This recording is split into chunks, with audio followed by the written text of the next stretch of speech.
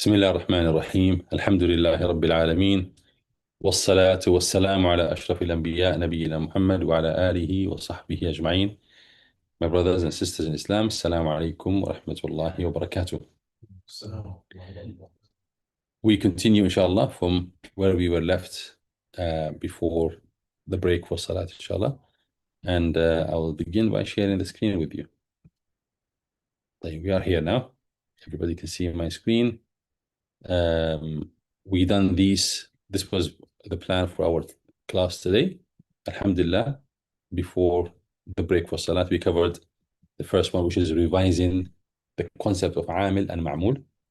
And also we touched upon what we already covered previously, the construction or the components of a verbal sentence. تركيب الجملة الفعلية. Remember we covered this? We said this is something that we are already familiar with. جاء رأيت وسلمت على. But now what we wanted to elaborate on today is الجملة الاسمية. تركيب means the construction. الجملة الاسمية, the nominal sentence. والعوامل, and the عوامل means the influences فيها, in it. Okay, we covered that, and today now in this session بإذن الله تعالى, I will give you إعراب, just like how we done the إعراب for جاء محمد ورأيت محمدا وسلمت على محمد. We will do some إعراب for a جملة اسمية. طيب, and it will follow the same method I told you from the very beginning. Remember, there are 5 steps for doing إعراب, which we laid out very clearly at the beginning of the series. For those who have not covered it, please go back to those classes. And I strongly recommend covering these sessions in order. Okay? Because when we cover advanced topics, it will be on the basis that you are already familiar with all previous ones. And we will be building on that. So if you jump into later sessions without covering the earlier ones, you will be confused. So now, I remind you that we have a system for i'rab. When we do i'rab, which means grammatical analysis, we are analyzing a sentence, every word within a sentence, we analyze it. And what we say in our analysis for that word is not random. There's a system to it. So today we will follow the same system, and we will be taking examples for a جملة اسمية. جملة اسمية, and we will do the i'rab of it, inshallah. طيب, and then after that, we're going to come back to الممنوع من الصرف بإذن الله تعالى. So you can see my screen very clearly. In fact, I can just leave this one there. وعليكم السلام ورحمة الله وبركاته. يلا new stuff. So examples, أمثلة.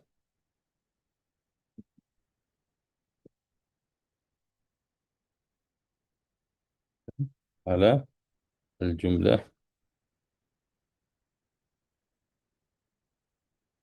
اسمية وإعرابها. So this is what we're going to cover in this part of the session. أمثلة. What does that mean? أمثلة. Examples. على الجملة الاسمية وإعرابها.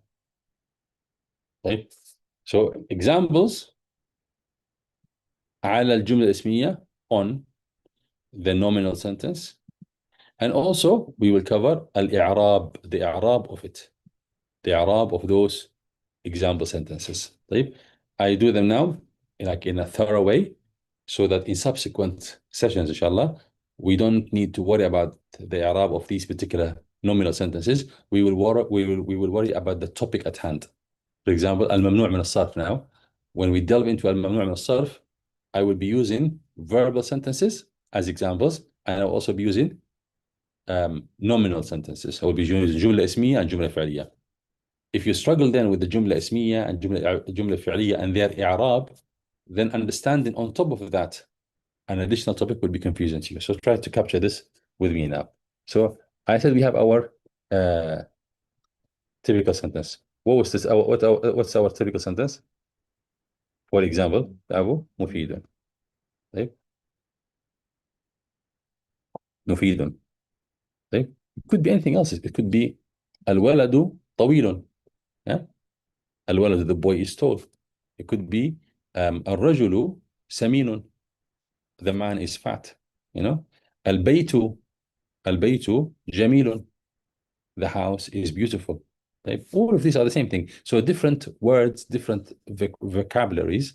Um, but our method in these classes is I don't want to introduce too many vocabulary, because that will distract you from understanding the syntax that you want to study, the grammar and the rules and all of that. I can be throwing new vocabulary as well as the new concepts of Arab at the same time. So we are sticking to basic examples as much as we can.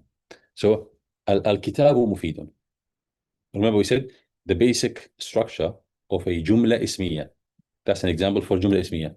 What's the basic structure? Two isms. The first one is معرفة, known or definite. The second ism is nakira, indefinite. That's the typical form of a جملة اسمية.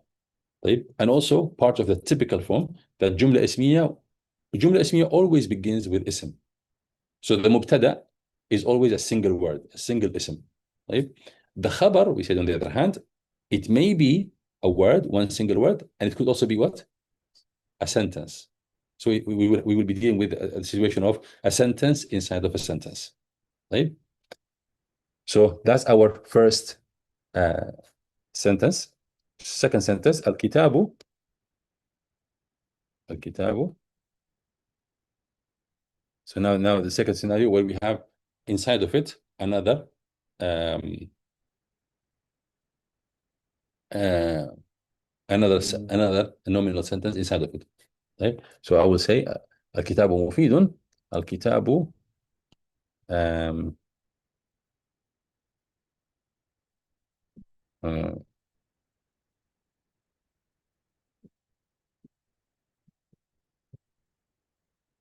موضوعه مفيد. مفيدة. موضوعه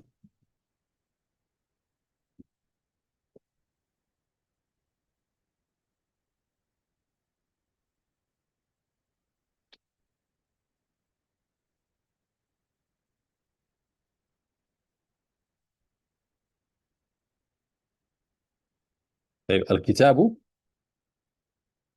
the first one, الكتاب مفيد. The book is beneficial. Simple sentence. الجملة الاسمية consisting of two isms, two nouns. Both of them are مرفوع.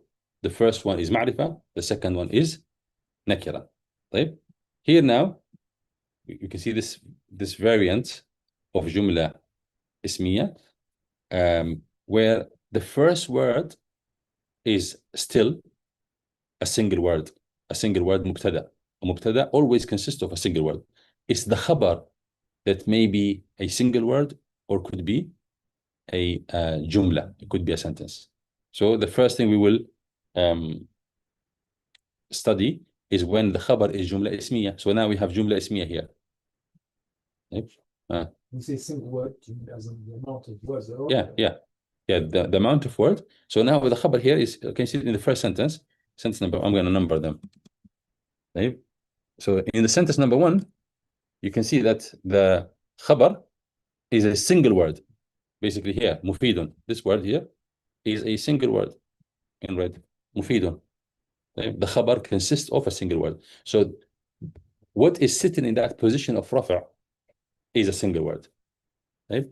Now in the second example, al-kitabu. Now this sentence is jumla ismiya, as you will see shortly, inshallah. Jumla ismiya, and it's sitting in that position of rafa'. All right? We'll do the i'rab of it shortly, inshallah. Now the third example, where we have jumla fi'liya. الكتاب الكتاب أفاد الطالب.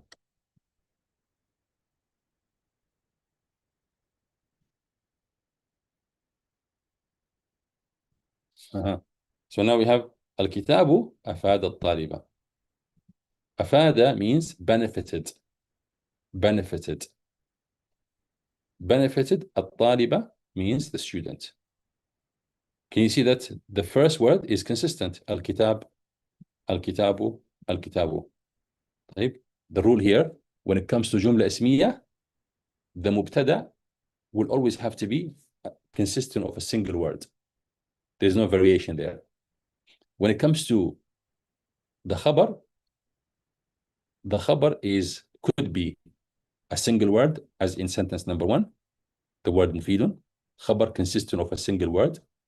It could also be consistent of a sentence in itself, whereby we will have an inner sentence or a child sentence inside of the parent sentence. Right? And this sentence could be جملة اسمية, as in sentence number 2, محتواه مفيد. الكتاب, and then that sentence also could be جملة فعلية. طيب. الكتاب أفاد. أفاد الطالب means benefited the child. So let's do the translation for those of you who are not familiar with the words. الكتاب means the book. مفيد meaning beneficial. Now الكتاب the same thing in the second number 2. محتواه محتواه is contents. Is contents. محتواه and then مفيد. So مفيد here now is really خبر. But for which مبتدأ? For the second مبتدأ. Yeah? We will do. So in the first sentence here is clear, huh?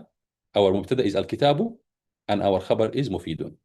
Second sentence, the first, the مبتدأ is الكتاب and the خبر of it is this entire sentence. I'm going to put them in brackets. That's the خبر. That's the خبر for الكتاب. خبر that is consistent of what? جملة اسمية, of a sentence rather than verbs.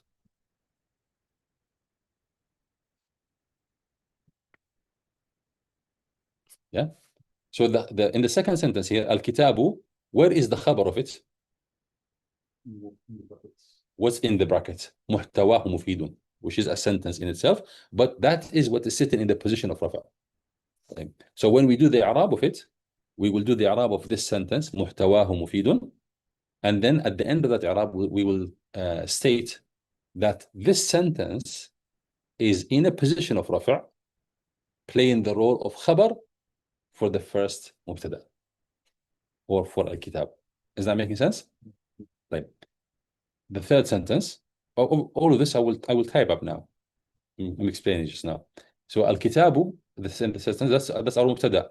Now the خبر is what's between the brackets, the whole sentence consisting of more than one word. In this case here, it begins with أفاد, benefited in the past tense. أفاد يفيد, meaning benefited. طيب. الطالبة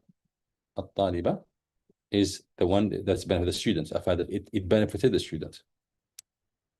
Am I clear so far here? Is it clear so far? Any confusion? طيب. I'm going to add one line of knowledge now.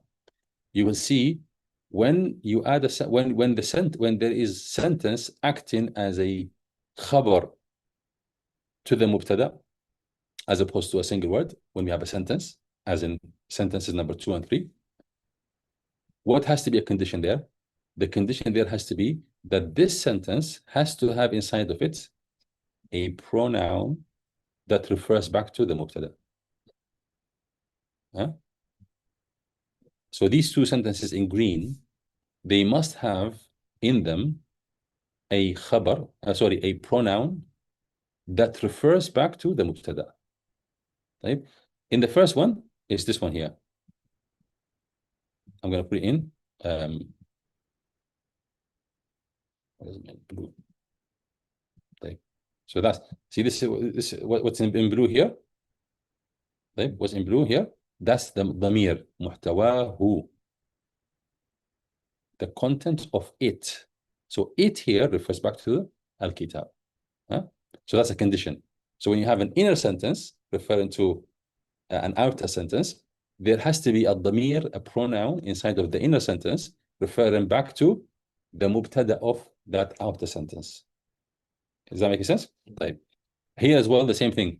أفاد الكتاب.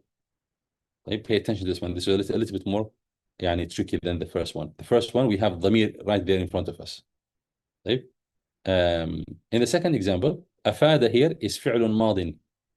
You clear about فعل ماضي, صح? فعل ماضي, remember فعل ماضي created what in front of it? محل رفع وده فاعل. But in front of us here, we only see something that is منصوب, which means it's the مفعول به. So that is not the فاعل. Where is our فاعل? Is our فاعل is a hidden ضمير, a hidden pronoun, right? That is estimated to be هو. So it's like we have here a ضمير called هو, understood but not written, but not pronounced. Let's take this one. There you go. So it's a hidden ضمير. This is our فاعل. This is our فاعل, right? Remember, every فعل has to have a فاعل. Every فعل has to have a فاعل. So أفاد, when we look ahead of it, in front of it, do we see any ism that is مرفوع? The word أفاد, meaning benefited. Do we see in front of it any word, any uttered word that is مرفوع? No. And that could potentially break our rule. There is no جملة فعلية except that it has to have a فاعل. So where's our فاعل? We have to understand, we have to estimate that there is a فاعل there that is hidden, understood, but not pronounced. So even though we are saying أفاد الطالب, what we read in our heads, أفاد هو الطالب. Is this making sense? So the rule still is true here. When we have an inner sentence, there must be a ضمير, a pronoun inside of it, and it has to, that ضمير has to, that pronoun has to refer to المبتدأ, which is الكتاب. So هو, it, أفاد هو, it benefited the student. It, هو, it refers back to what? الكتاب. أفاد هو الطالب. Huh? Sorry. Before I progress here, anyone has any questions about this? Huh? Do you see now? These are the possible variations of a جملة اسمية. The possible variations of a جملة اسمية. طيب, let's revise that one more time. الكتاب, الكتاب, الكتاب in all three sentences, the same. So you can see the مبتدأ always has to be one single word. طيب. Whereas خبر can be a single word and can be a sentence. If it's a single word, then no problem. We just call it خبر. خبر مرفوع. If it's a sentence, then we have to observe a condition. There must be a ضمير inside of that sentence referring back to the مبتدأ, right? And then when we do the إعراب, we will do the إعراب of this nominal sentence, جملة اسمية, as normal. And then after that, we will say, this nominal sentence is sitting in a position of رفع. رفع. Remember, we have two positions of رفع for جملة اسمية. Yeah? Sitting in a position of رفع, and it is also the خبر, even though it's a sentence, is the خبر for الكتاب. Is that making sense? And the same thing with the جملة فعلية here, the verbal sentence here, we will do the same thing. So now I will actually do the إعراب itself. Yeah? You guys ready? Any questions here? طيب. Now when it comes to مبتدأ, so we're going to take this one here and do the إعراب of it. So الكتاب,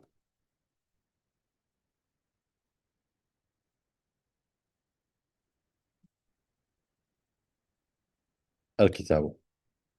Now what did we say about the كتاب? We have to think of it. Is it a مبني, is it a معرب word or a مبني word? معرب meaning responsive, shows the effect of the عامل on it.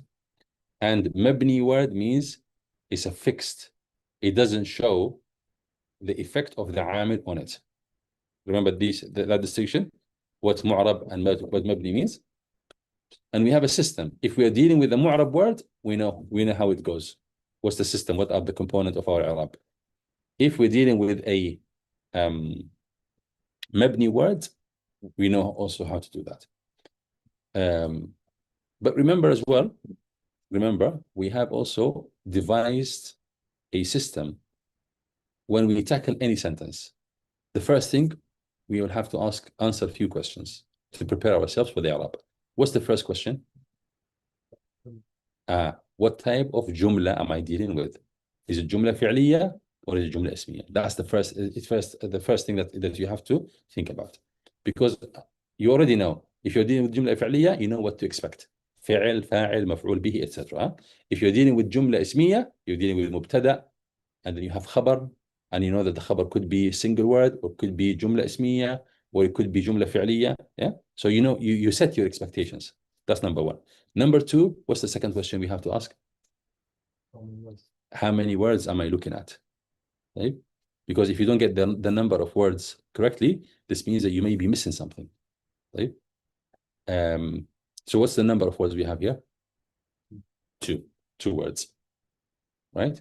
Al-kitab, one word, mufidun, another word. What's the third thing we have to consider before we actually begin doing the i'rab? Yes. Since I know I'm dealing with the jumla ismiya, now I'm going to scan the sentence from beginning to end, right? And I want to look into what is the role of each word, right? And have I met the basic requirements of the sentence, right? So now I look at the al-kitabu. I say, since I'm dealing with jumla fi'liya, I'm looking for a mubtada. There you go. Al-mubtada is right there in front of me, and it's what? It's marfu'. Excellent. And it is ma'rifa. Excellent. So that's definitely my mubtada, right? Mubtada is the first word in a jumla ismiya. And I go further. What do I find? Mufidun. I say, mashallah, that's ism. Exactly what I was looking for. Ismun, and it's also marfu'. So that's definitely my khabar. Do you see what we did there? Huh? So you've now scanned the sentence, and now you have an idea as to what's in front of you. So I'm going to have two spaces, one for al-kitabu and one for mufidun. All good? Now al-kitabu, who can have a go at doing i'rab for al-kitabu? Al-kitabu is a mu'rab word, remember? Al-kitabu is a mu'rab word. What are the components of i'rab when it comes to a mu'rab word? A responsive word. The first thing you mentioned is what? The name, the role, Huh? The name? the role. The role it plays, huh? The role it plays. And the role it plays here, and just to make you comfortable, in this very document that I'm looking at, if I was to scroll up, I'm going to scroll up. This is page number 22. I'm going to scroll up just to show you that these components are actually in this document. Remember, the first thing we should be looking at, this is grammatically analyzing mu'rab words. Remember, the first thing is the role of the word within the sentence. Right? In this case, the case that we're talking about here is mubtada. We're going to put mubtada. Second thing is i'rabuha. What i'rab does have? What state of i'rab? Is it marfu'a instead of rafa? Is it mansub instead of nasib? Majroor instead of jar? Majzoom instead of jazm. Right? And then we have to state the amil. So number 3 here is the amil, the influencer. What influenced it? Huh? And then we have to state alamatul i'rab, the sign or the vowel that reflects the state of i'rab. Huh? And then, is alamatul i'rab an estimated one, or is it a visible one? Estimated meaning it's something that is understood to be there, but it's not pronounced. Like muqaddara. If it's muqaddara, then we also have to state what prevented it from being uttered. Right? So that's number 5. These are the 5 steps for doing i'rab for a mu'rab word. Right? When it comes to mabni words as well, we have a system for it as well. So I just wanted to show you that in the very document that we're looking at here, we have it all there at the very beginning. So now I'm going to go back to page 22 to continue from where we were left.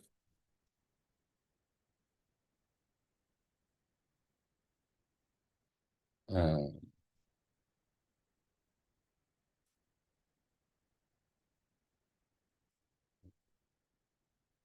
There you go. So we are here.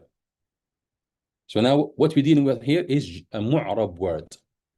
Mu'rab word that is influenced, that is responsive to the influence of a amil that shows at the end of it how it responds to it, right? So now we know how to do the i'rab of that. So the first thing we said, Ahmed said, we have to state the role of the sentence, the role of the word within a sentence.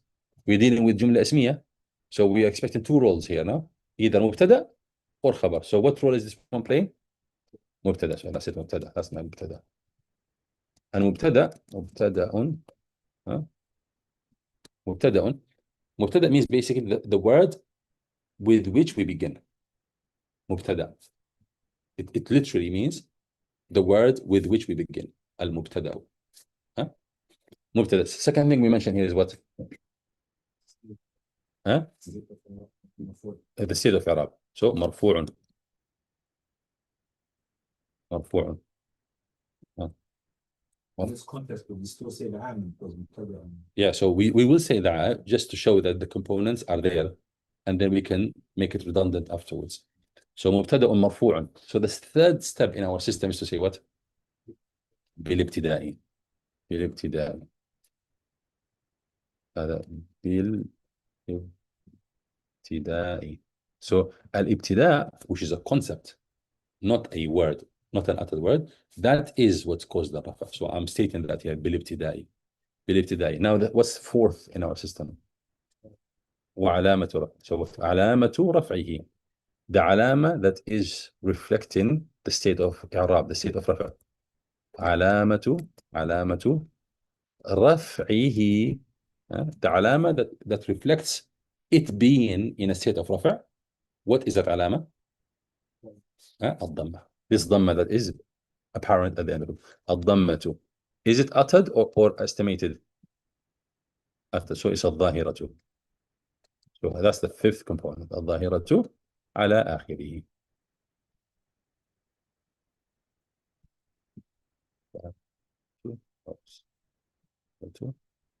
على آخره. So that's our إعراب for المبتدأ. I'm going to go over it again. So مبتدأ here, that's the role this word is playing within our جملة اسمية. طيب, that's the first one. After stating the role, we will state what? What state of إعراب it has. مرفوع. Third to that, the عامل. What led to it being مرفوع? بالابتداء. B meaning by use of or by effect of الابتداء or الابتداء. Now after that, we're going to talk about what is the علامة, the indicator that signals it being in a state of رفع, right? And here we said علامة رفع الضمة. And then we said component number 5, is it مقدرة, is it estimated, or is it ظاهرة? If it's ظاهرة, we state it's ظاهرة. If it's مقدرة, we say المقدرة على آخره. طيب, مقدرة not ظاهرة, المقدرة, the estimated one, the one that's estimated at the end of it. And then we have to state also what caused it not to be pronounced, the reason why it's not pronounced. Are you clear about this system, guys? Huh? So that's the first word. Our second word now. So now in my head, I will be thinking, okay, I am dealing with the jumla ismiya. I got what I was looking for as the mubtada. That's my mubtada. Now my mind is looking for a khabar, and that's my khabar here, mufidun. So khabarun, we say khabarun. Oh, sorry, we do the same thing, by the way. I just took this one. khabarun. We do the same thing. Mufidun is a word that is mu'rab or mabni. معرب. اسم المفرد. اسم المفرد. And it is reflective of the علامة of إعراب. Therefore, it's not مبني. Therefore, we have a system for it, which is the same 5 steps we did the إعراب for الكتاب with it. So خبر. So that's the خبر, and you know what خبر means. The piece of information that we are reporting about المبتدأ, that we are informing about the مبتدأ. Yeah. So خبر. What's second to that? What do we mention in the analysis here now, in the grammatical analysis? مرفوع. مرفوع. مرفوع. So we can say, remember I told you that there's the different opinion between the scholars. Some scholars, they said that what is causing the rafa' is al-ibtida' created two positions of rafa', the first for the mubtada and the second one for the khabar. Or it's possible that we can say it is khabarun marfu'un bil mubtada. The mubtada is, so we're going to go for that. So it's the mubtada is the one that caused that i'rab.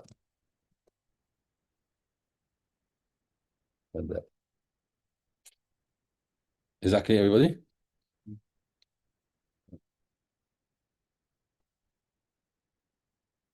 And then what do we say?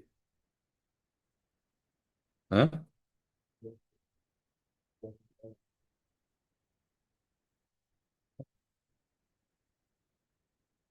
مبتدأ. طيب وعلامة رفعه الضم. Actually, I can copy and paste. So the same thing, صح? I want you to look. So that's the same Arab as the one above, except that the second one is khabar, صح?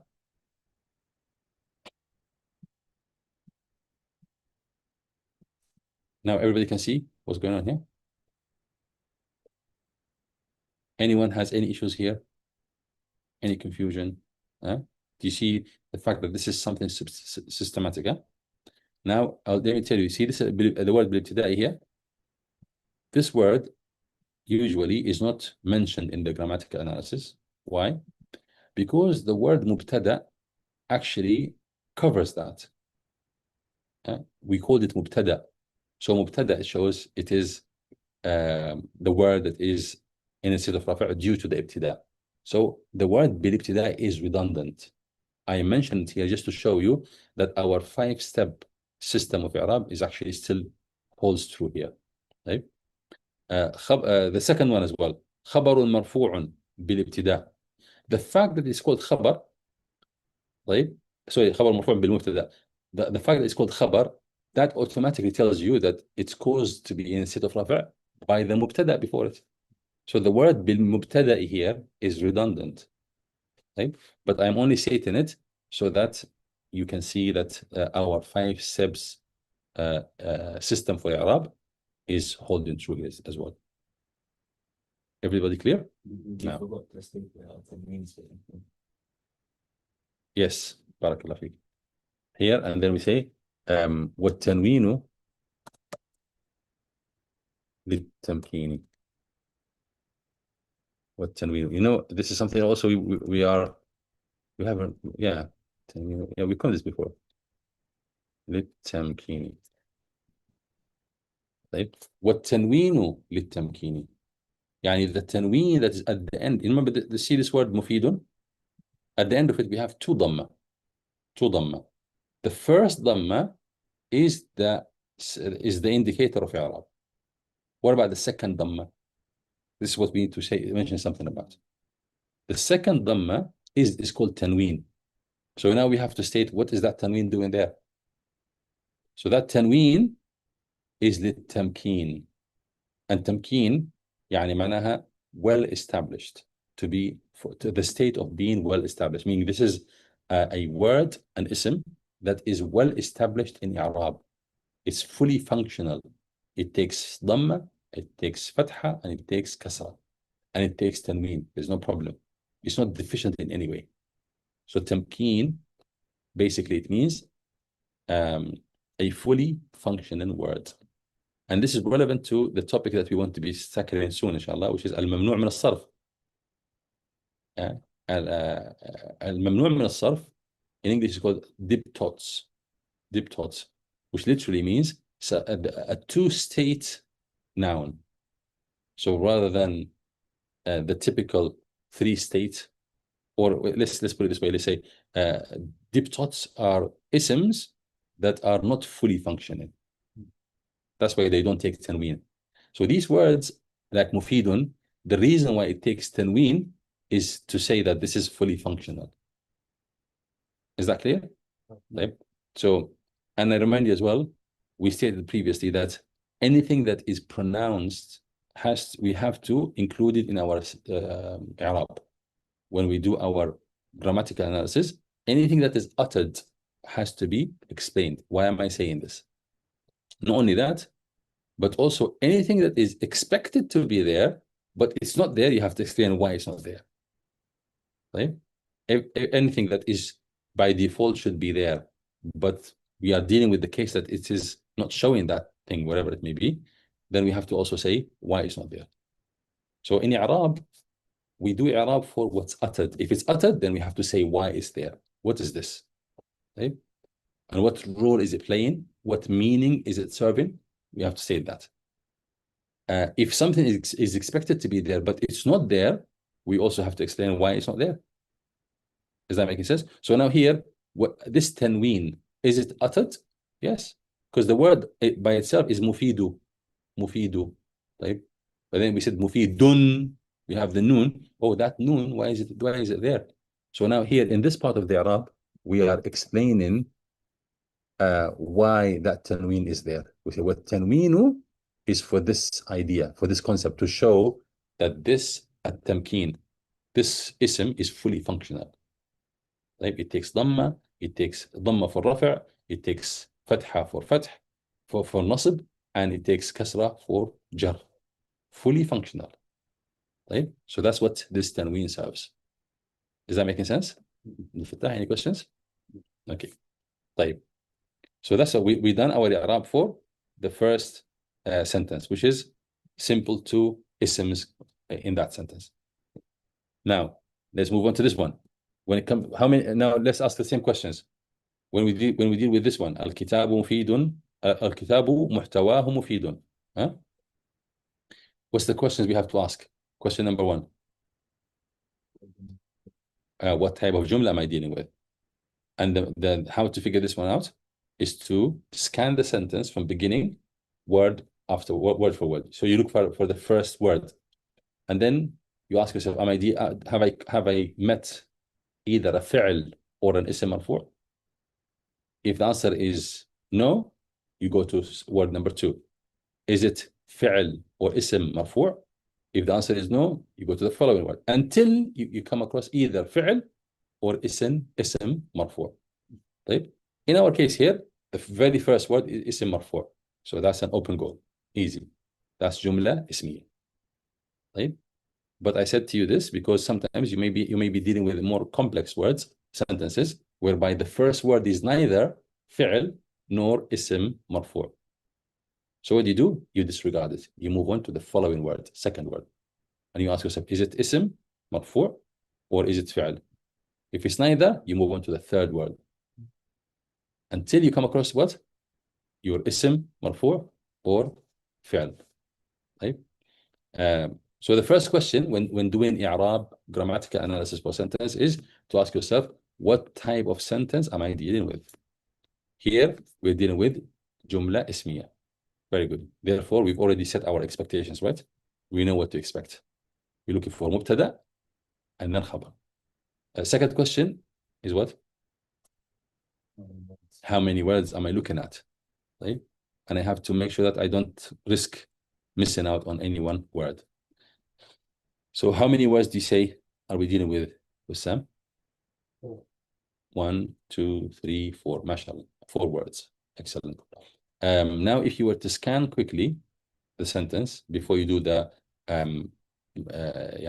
detailed i'rab, if you were to scan quickly, the first word, what's this? Kitab, mubtada, and then muhtawa. Muhtawa. The word ends here. Muhtawa, the first word. مبتدأ ثاني. مبتدأ ثاني. Yes, مبتدأ. نعم. مبتدأ ثاني. And then what do you have else? The third word. Oh, the ضمير. But what role is it playing? Remember, ضمير is not a role. فاعل. No, فاعل if we are dealing with فعل. And we don't have فعل here.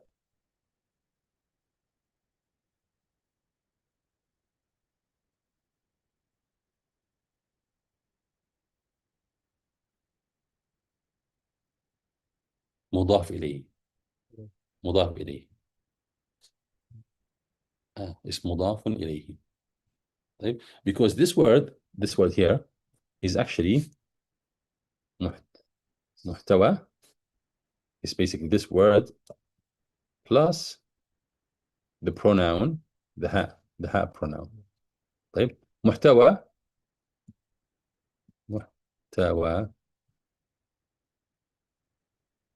طيب محتوى means content, and then the ha is ضمير referring back to the book, and together we read as its content or the content of it, yeah.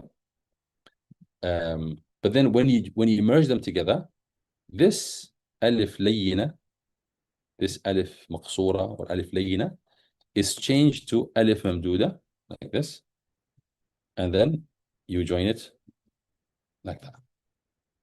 Yeah, so that's what we have here. Otherwise, we're dealing with two words. The first word, what do you see about the first word? The first word is actually nakira, محتوى, content, right? And then when you made it مضاف إليه to this word, the ha, it became definite, became معرفة.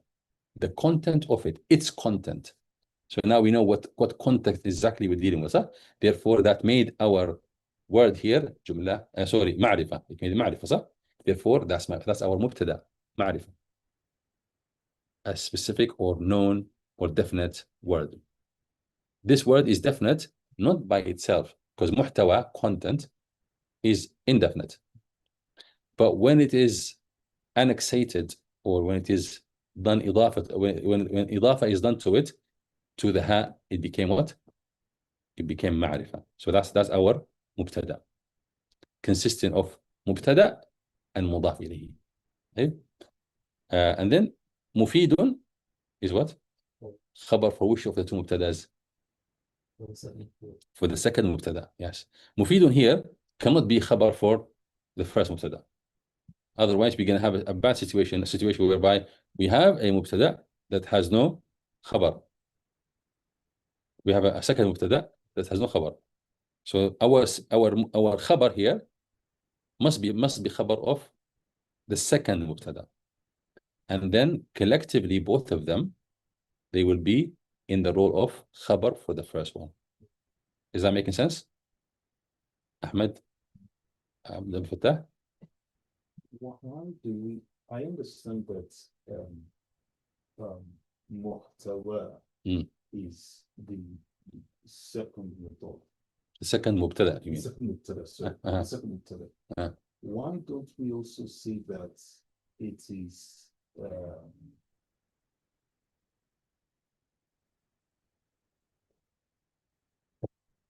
مضاف as well? We will say it's مضاف. Okay. And then the ha مضاف إليه.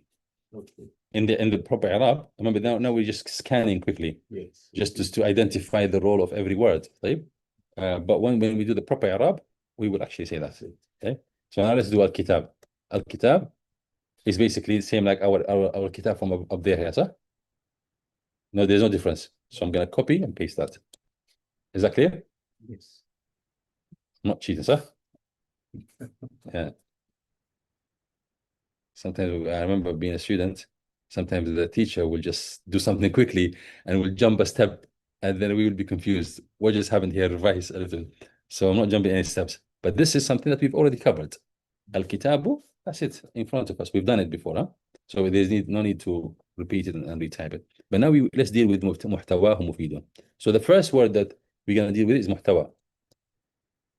محتوى, صح? محتوى. And notice here that the word محتوى is what?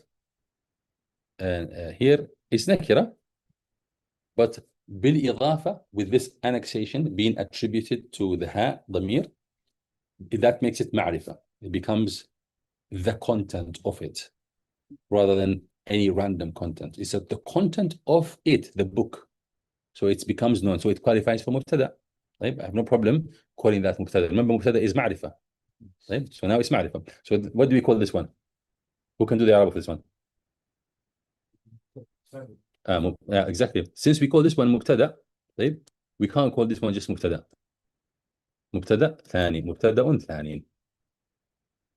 مبتدأ ثاني. That's how you call it. So it's مبتدأ, but we call it مبتدأ ثاني second مبتدا. طيب what position of إعراب is it in? It's in the position of رفع. So مرفوع. I think that was not the right word to use.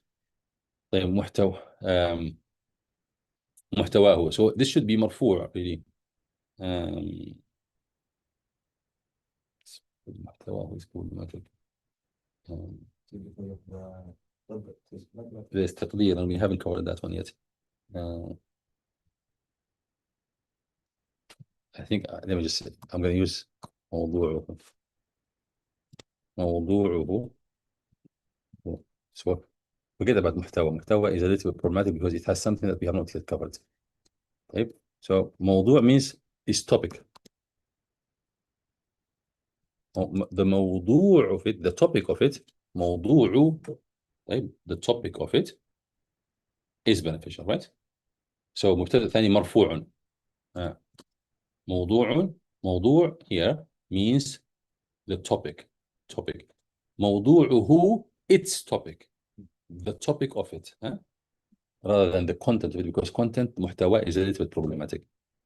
Not problematic, but just you haven't covered it yet. So موضوع مبتدأ ثاني, a second مبتدأ, and that automatically says that's what I am dealing with the situation of a sentence inside of a sentence. Automatically. مبتدأ ثاني مرفوع. And then we can say the same thing بالابتدائي. Even though when we have progressed a little bit, we will no longer need to say بالابتدائي, right? We would have gotten the hang of it, and then we know that we no longer need to say this. مرفوع بالابتدائي.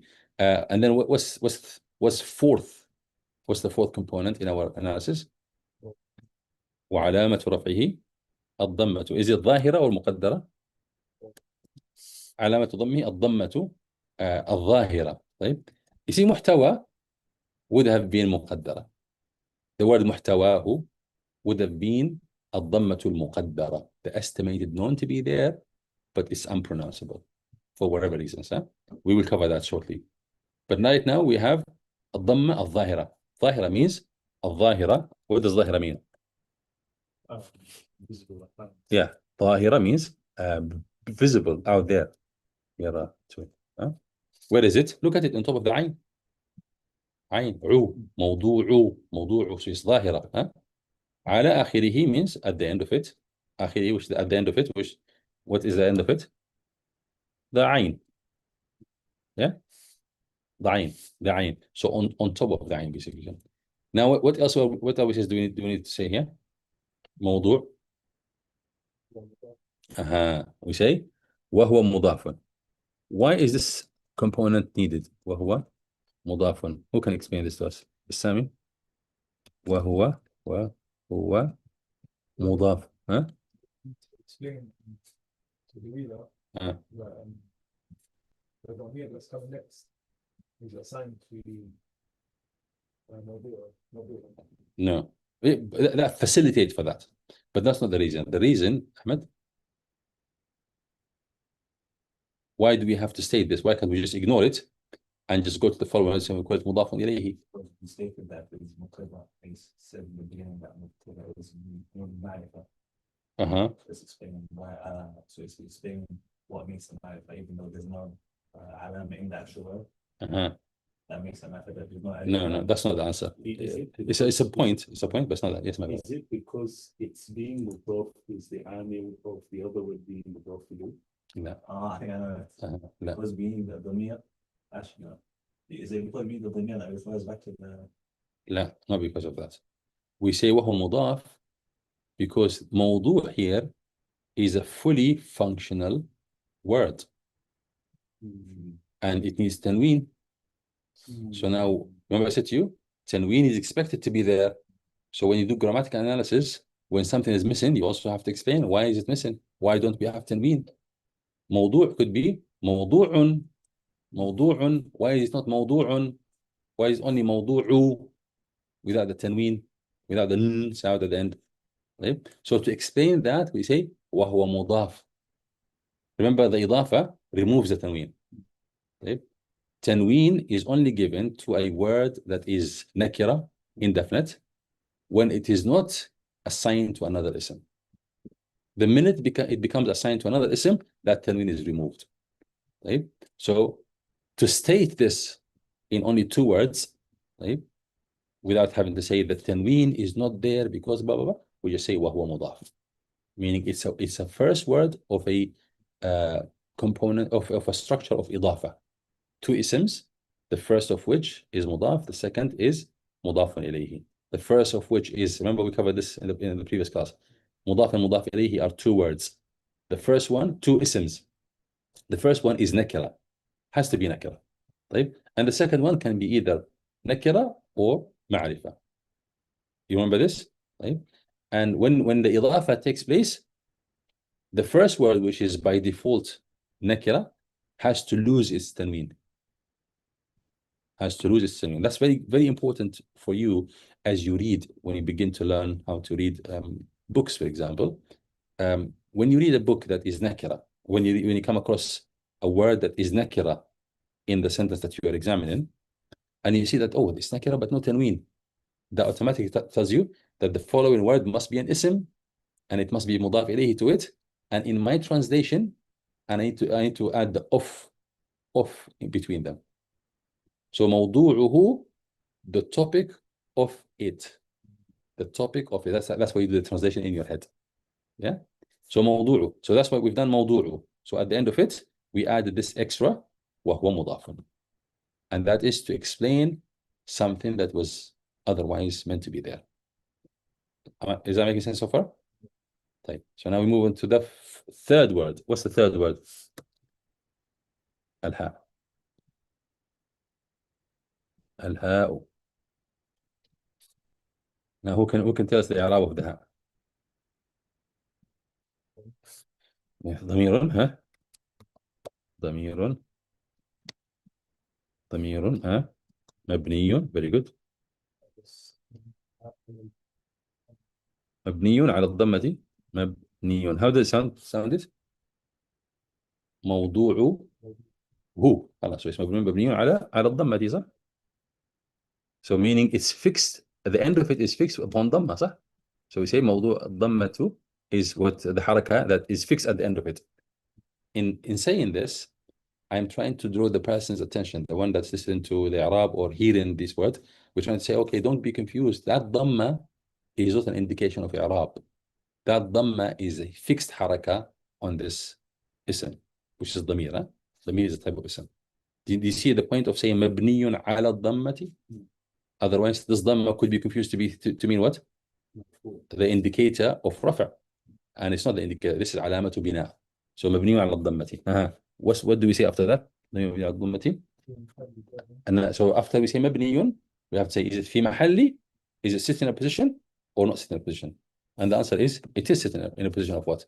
Position of jar, created by the idafa, the concept of annexation, assigning one word to another. طيب. مبني في محل, and remember we said في محل جر. This jar في محل جر.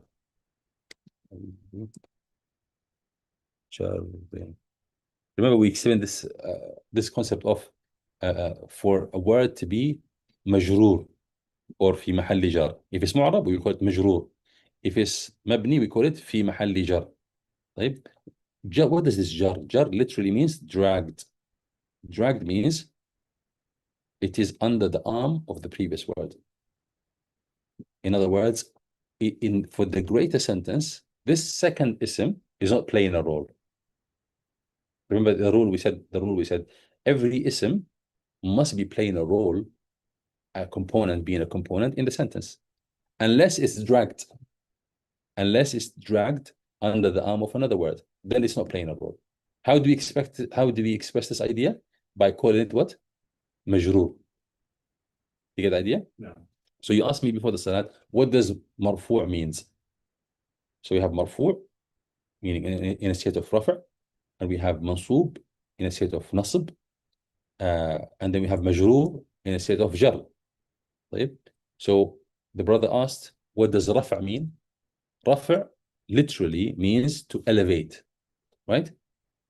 When we elevate something, either physically elevating it, but that's not what we mean here in the context of Arab. We elevate an ism to say this is playing a big role in the sentence. So it's either فاعل or مبتدأ or خبر, something really significant اسم, صح?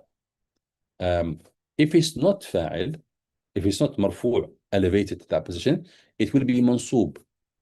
منصوب, meaning a secondary. منصوب means literally منصوب, something that is erected as a goal, as if, you know, like when you throw archery, when you throw arrows, or you play shooting, you have to set a target in front of you. That target is mansub, is erected in front of you for you to shoot at it, right? So that's called nasb. Nasb, to erect something in a standing position for you to target it with the fi'l or something of the sort. Since the mansubat are in mafa'il, therefore all the maf'ulat are in a state of what? Nasb. So it's not elevated to be a very important word in a sentence like fa'il or mubtada or khabar. Rather, it is a secondary component. It's not a basic component. So since mubtada and khabar, both of them are components that are, without them, the nominal sentence do not function, صح? Can you imagine جملة اسمية without مبتدأ? Can you imagine جملة اسمية nominal sentence without مبتدأ? And it's a basic component. Can you imagine جملة اسمية without خبر? So both of them are elevated, important words. They are pillar components, أركان. طيب? When there's a word that is not pillar, but it's beneficial and it's playing a role, we call it mansub.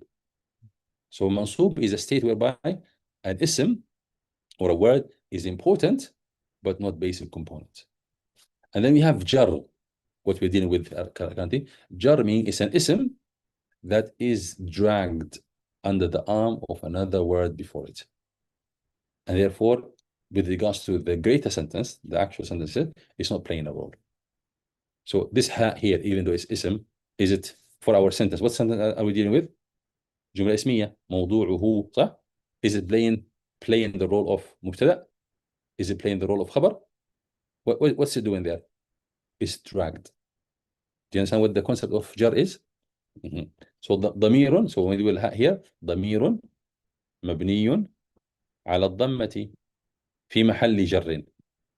Every time we say في محل جر, we have to say في محل جر. Yeah, في محل بجر, the position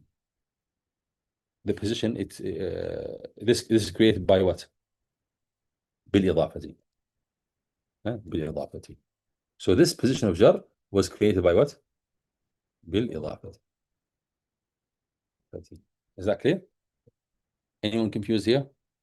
Okay. So this is our مبتدأ collectively, or we can say our مبتدأ actually is موضوع وهو مضاف, and then الهاء here, the هاء is مضاف إليه. Abdul Fattah, are you with us? No. Brother, I imagine you're far away. Yes, you are. طيب. So that's مفيد. And then we have now what? مفيد. مفيد. So مفيد now is خبر, صح? طيب. So when we say خبر, so we're going to call it خبر, صح? But if we leave it vague like this, is there room for confusion? خبر. Huh?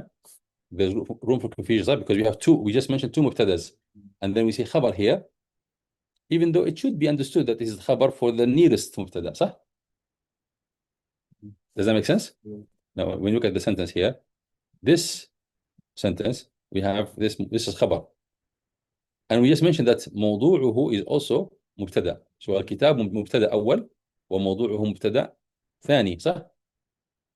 Now we have خبر here. It should be by default the خبر of the nearest مبتدأ. Yes. طيب? But to just avoid any confusion, we will call it what? خبر المبتدأ الثاني. طيب؟ خبر المبتدأ الثاني. طيب? So the خبر of the second مبتدأ. Look at this one. خبر, the خبر. And then I said here what? Look, you see what I said here? Of. Sorry. I said the خبر of the second مبتدأ. Where is this of coming from? مضاف إليه. Okay. So I'm going to take it away. So خبر المبتدأ الأول، خبر المبتدأ الثاني the خبر of the second مبتدأ. the خبر of the second مبتدأ. خبر المبتدأ الثاني. and then we go back to the normal مرفوع وعلامة we said عن مرفوع بالمبتدأ. yeah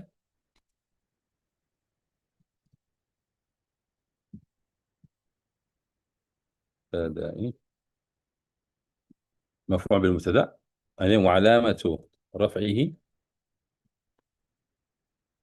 الضمة الظاهرة. Yeah, basically it's what we said earlier here. You know, to save me from having to type it up. We done مفيد before, صح? So we're just gonna bring it the whole thing as it is.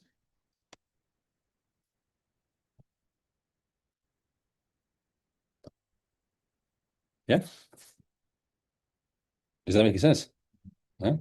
So now this is the new part. The new part is that what do you say? We say والجملة الاسمية. Now we say here. Now because we are still one word outstanding for our first مبتدأ. We owe our first مبتدأ خبر. And we haven't stated that yet, sir. So we can say والجملة الاسمية موضوعه مفيد. So this جملة اسمية, see how this is expressed. موضوعه مفيد. This جملة اسمية في محل رفع خبر المبتدأ الأول. yeah. والجملة الاسمية and we just stated what الجملة الاسمية is محل رفع خبر المبتدأ الأول.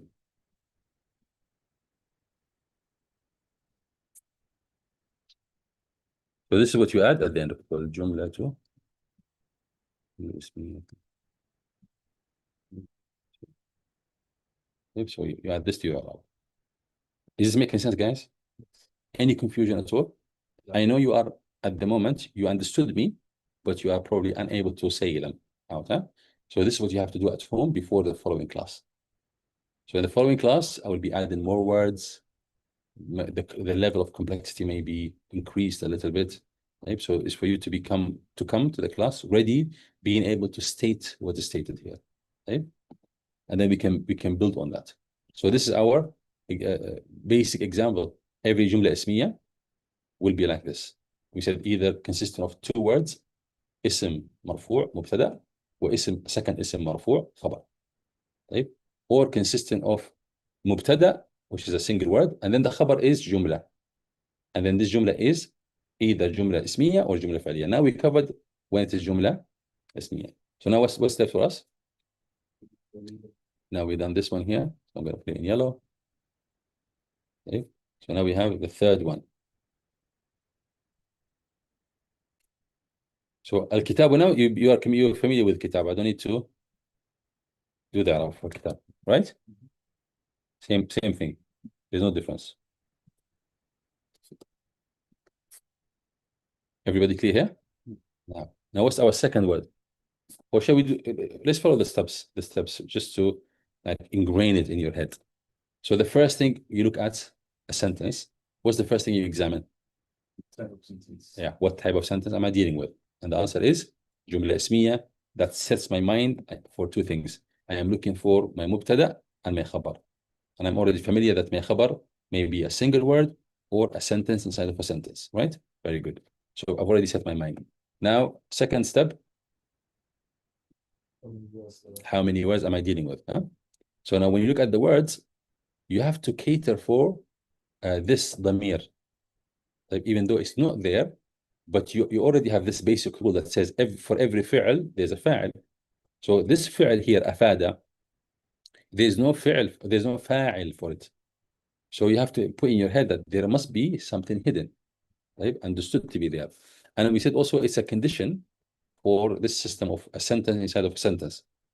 The inner sentence has to have a pronoun referring back to the mubtada in the outer sentence, right? So therefore now, if I ask you, in this sentence here, the highlighted sentence, how many words there are? 4. 1, 2, 3, 4. 4. There are 4s for which I have to do grammatical analysis. Even though one of them, I am aware, it is not an uttered word, right? But I have to highlight it. Why? Because if I don't highlight its presence, my inner sentence will be deficient. My inner sentence will be a jumla فعلية that has no فاعل, and therefore it has collapsed. Because the fa'il is a basic component, is a pillar component, rukn. Is that clear? So now, I've done the i'rab of al-kitabu. Now what's left for me is to deal with this jumla fi'liya, this verbal sentence, and then at the end of that i'rab I say, and this jumla fi'liya is in a position of رفع, صح؟ في محل رفع خبر المبتدأ الأول. Is that making sense? خبر المبتدأ. طيب, so now let's take them word for word. One word at a time. أفاد. أفاد. Who can do the Arab of أفاد? This is basically easy, صح? فعل ماضي. عبد الفتاح, I don't take it you already to do the Arab for أفاد. No, yes. Okay. طيب. أحمد. فعل ماضي. فعل ماضي. فعل ماضي. مبني. So you see, this is a مبني word, صح? When it comes to مبني word, we begin by the category, remember? And the category this word belongs to is فعل ماضي. So we don't say the role it plays within a sentence. We begin by the name of the category belongs فعل ماض. And then مبني. مبني. مبني. Because every فعل ماضي is مبني, yeah? مبني. مبني على الفتح. على الفتح. أو we can say على الفتحة. على الفتحة. فتحة. Meaning مبني, and the فتحة at the end of it is not علامة of what? إعراب. It's علامة of بناء. This is what we are saying. Huh? مبني is fixated with فتحة. مبني على الفتح. And then لا محل له من الإعراب. لا محل له من الإعراب. What does that mean?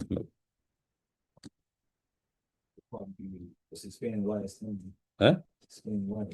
لا. As in no condition would ever change the last cycle of the modi. No, we said when it comes to anything mabni, we have to actually check. Is it mabni but sitting in a position of i'rab? Huh? Like the dhamir we just had now. The dhamir we had above, موضوعه is dhamir mabni, but it's sitting in a position of jar. So here, so that's a rule in i'rab, in grammatical analysis. Every time you come across something mabni, you need to state, is it sitting in a position of i'rab created by a previous word, or is it not sitting in a position of i'rab created by a previous word? In this case here, it's not sitting in a position of i'rab. So before the word al-afada, is there a position of i'rab that is good for it to sit on? No, the answer is no. But one might say, hold on, al-kitabu mubtada, create a position of i'rab, صح? That position of i'rab is a position of rafa, but it is only suited for an ism, not a fi'l. It is suited for an ism to sit on it, or for a sentence to sit on it, to be طيب, but not for a fi'l. So there's also that position of i'rab is suited for either an ism, yeah, a single ism, single word that is ism, or a sentence, whether it's jumla ismiya or jumla fi'liya, and then that sentence is sitting in the position of rafa. But that position of rafa is not suited for fi'l madi. It's not suited for anything else. It's not even suited for fi'l mudari. It's one of two things: either a single word And that single word has to be what? An ism. An ism. If it's not a single word, it must be a sentence. طيب.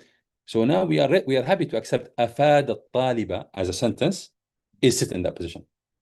But we're not going to accept that the word أفاد, the فعل أفاد في محله. So that's why we, at the end of it, we said لا محل له من الإعراب. It's not sitting in a position. It's not sitting in a position of إعراب created by the previous word. طيب. So you're not confused, yeah? So there is a position of إعراب created by the previous word, which is al-kitab. But it is not for the single word أفاد to sit on it. It's for the sentence, the جملة فعلية to sit on it. No problem. It's suited for that. Right? So that's أفاد. And then the rule says for every فعل, there must be a فاعل. For every فعل, there must be a فاعل. Now, when we look at the word أفاد here, and then we scan ahead of it, in front of it, do we see anything مرفوع? And this is what I would like you to get as a habit. Huh? When you look at فعل, say, where is my فاعل? When you look at مبتدأ, you say, where is my خبر? Right? So now you've come across فعل. You scan up to the comma or up to the full stop, the nearest full stop, the nearest comma, and then you say, where's my فاعل? If you can't see any ism that's مرفوع, or an ism that is مبني, that potentially can be in a position of رفع, then you have to assume, you have to ask yourself, am I dealing with a situation where there is a hidden pronoun? Okay. It must be the case, otherwise this sentence would be deficient of a basic component or a pillar component. Okay. So since this word huwa is not written, صح? Is not written, it's not pronounced. So what we do, I'm not going to make it in red and give it a colon. I'm gonna make it as part of this i'rab. Right? So when I write a word in red, for example, and put a colon in front of it, this is only for written words, uttered words. But if it's not uttered, then at the end of the فاعل, I will say والفاعل. So I will just add this as a والفاعل ضمير مستتر تقديره هو.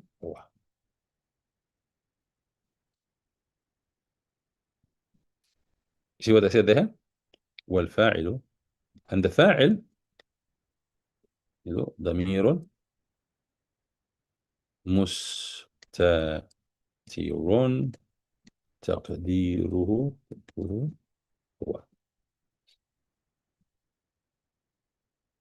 So I added this extra. If my فاعل, if actually the فاعل was actually present, right? If it was present in front of me, I would have written it in a new paragraph at the beginning of a line, and I would have added a colon. So, but that's not the case. So therefore, it has to be part of the i'rab, the i'rab of فعل. You add it at the end of it. But are you confused? Yeah, you clear? Huh? Ahmed? Fatah? طيب, so that's أفاد. That's أفاد and هو. So what did we say about the فاعل? والفاعل, the فاعل of this فعل, the فاعل, طيب, of this فعل, ضمير, a pronoun, مستتر, hidden, تقديره, its estimation, or it's understood to be هو. We estimate it to be هو. Is that clear? Yes. طيب. والفاعل ضمير مستتر تقديره هو.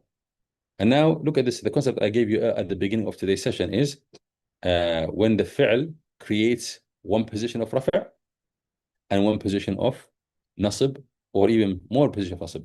So this is a good example of it. أفاد. أفاد is فعل.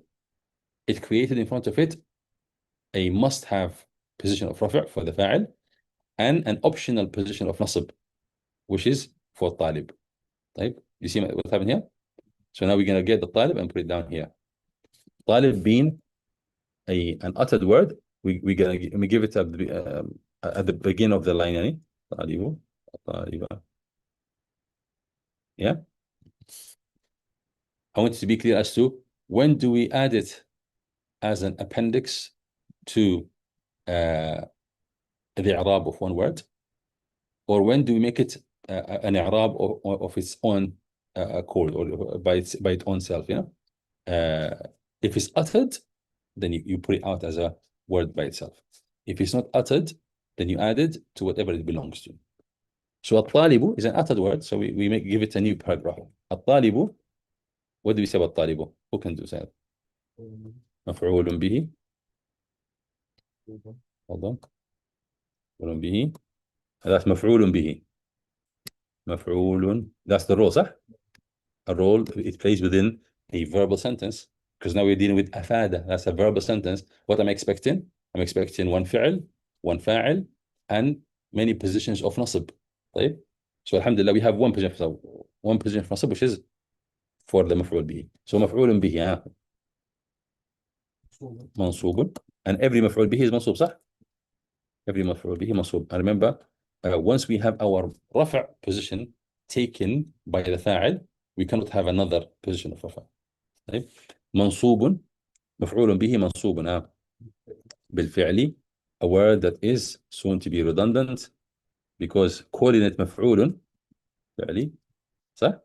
That's obvious, that must be مفعول به to what? To a فعل. So saying that it is مرفوع بالفعل is only for you to see that there is a system. بالفعل. وعلامة نصبه الفتحة الظاهرة على آخره. ممتاز. علامة نصبه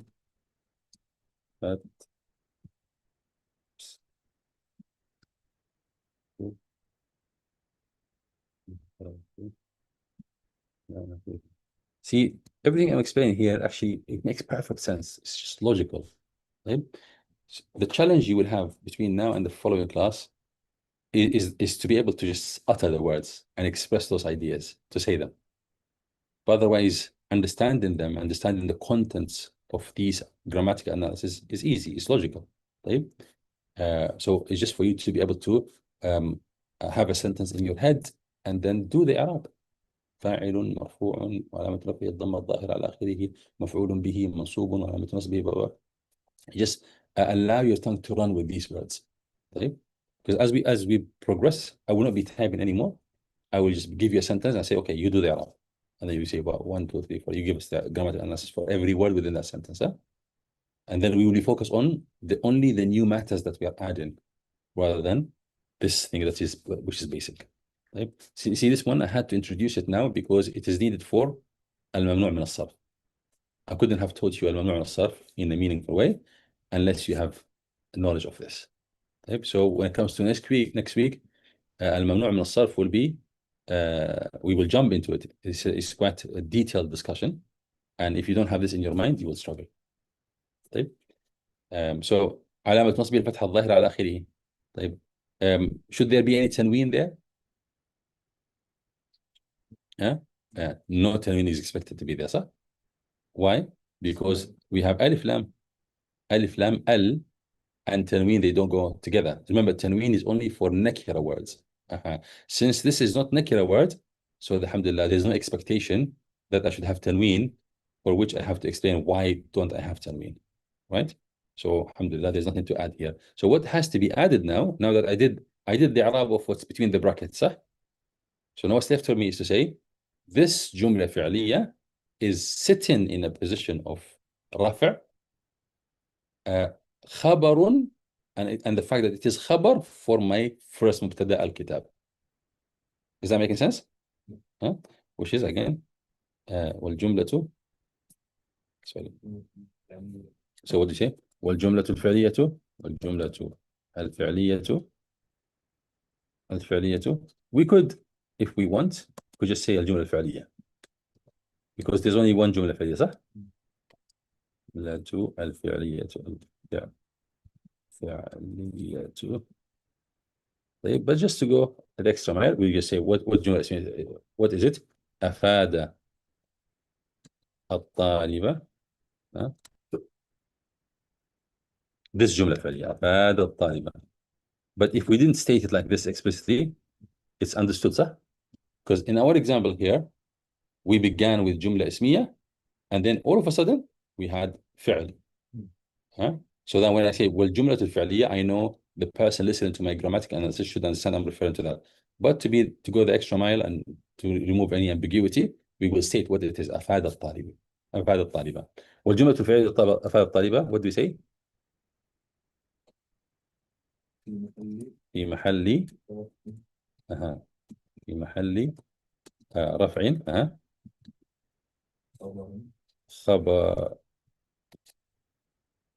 خبر المبتدا. Exactly. So our first مبتدا محل رفع خبر.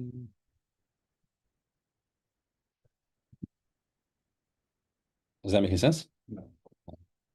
So this is a system that you will have every time you do you deal with what do they call them in our English? Interrelated sentences, where you have a sentence inside of a sentence.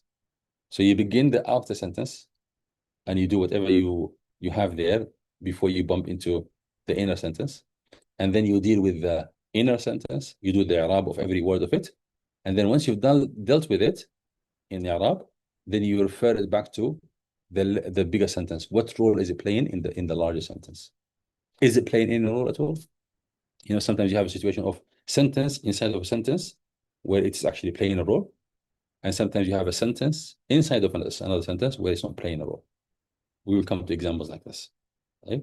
So this is what you have every time you deal with sentence inside of a sentence. What's the system? You have to state, is it in a position of i'rab or لا محل لها من الإعراب? If it's in the position of i'rab, you say في محل رفع, في محل نصب, في محل جر. طيب, and then you also say what role is it playing within the sentence. If it's not sitting in a position of i'rab, you say لا محل لها من الإعراب. لا محل لها من الإعراب. And there will be situations where لا محل لها من الإعراب. طيب. So this is what we had, and we were supposed to begin with الممنوع من الصرف. But now there's no way you're ready for الممنوع من الصرف now. So this we'll leave for next week, inshallah.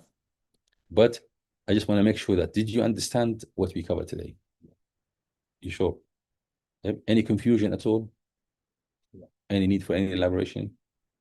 All right. So if we got this one like clearly, then alhamdulillah we've progressed. Right?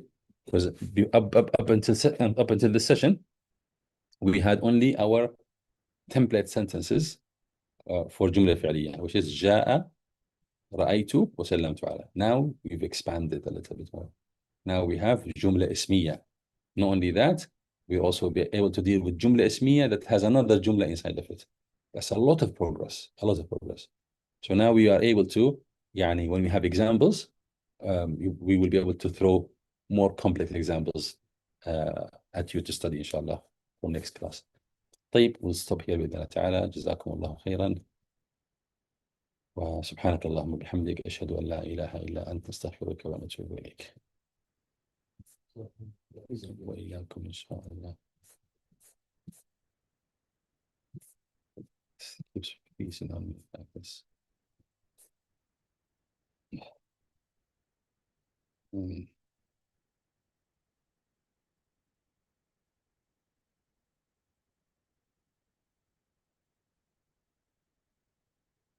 This is the chapter Ibn Uthaymeen rahimahullah ta'ala said, if you understand very well, the rest of Nahu will become very easy for you.